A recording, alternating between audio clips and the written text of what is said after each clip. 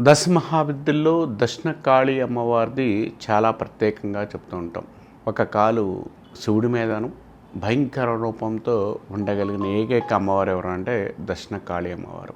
దక్షిణకాళి అనే పేరు ఎందుకు వచ్చిందంటే యముడిని కూడా అంటే దక్షిణ దిక్కుగా ఉండే యముడుని సంబంధించినంతవరకు కూడా ధైర్యాన్ని ఇవ్వగలిగిన దేవత, ప్లస్ అక్కడ అమ్మవారి రూపంలో యముడికి సంబంధించినంత వరకు కూడా తనకు యోగాన్ని ఇచ్చి తన తరింపజేసిన దేవతగా దక్షిణకాళిగా అమ్మవారికి పేరు. కానీ చూడ్డానికి రూపం భయంకరంగా ఉన్నా కూడా అమ్మవారి యొక్క ఔదార్యం, నిర్భయం ప్లస్ మనకు అనుకూలమైన ఫలితాలు ఇవ్వడానికి అవకాశం ఇస్తుంది. ఎవరైతే సాధకులు ఎవరైనా ఉన్నా కూడా దక్షిణకాళిని పూజించడం వల్ల భయ ఆందోళన తొలగిపోవడానికి అవకాశం ఎక్కువ ఉంటుంది, నిర్భయం పెరగడానికి అవకాశం ఎక్కువ ఉంటుంది.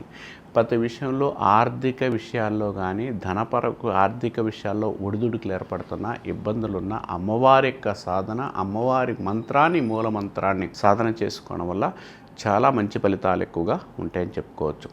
అలానే ఈ అమ్మవారిని ఎక్కువగా సాధన చేసేవారు ఎవరైతే ఉన్నారో వారికి అనారోగ్య సమస్యల నుంచి, శత్రు బాధల నుంచి, రుణ బాధల నుంచి తప్పించుకునే అవకాశం ఎక్కువ కలిగి ఉంటారు.